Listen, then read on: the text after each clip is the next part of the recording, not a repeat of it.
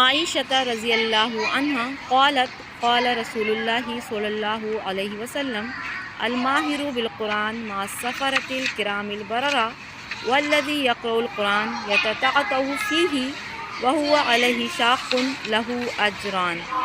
Aisha رضی اللہ عنہا reports that the Holy Prophet, peace be upon him, said, expert in reciting the Holy Quran will be with the honorable angels writing our deeds. The one who recites the Holy Quran with staggers and find it difficult for him to read will have the double reward for this act.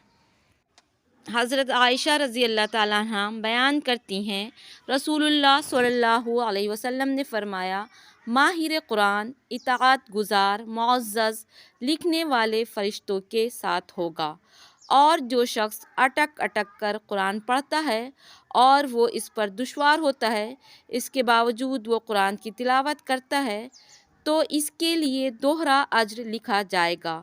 متفق علیہ. یہ حدیث بخاری اور مسلم دونوں میں روایت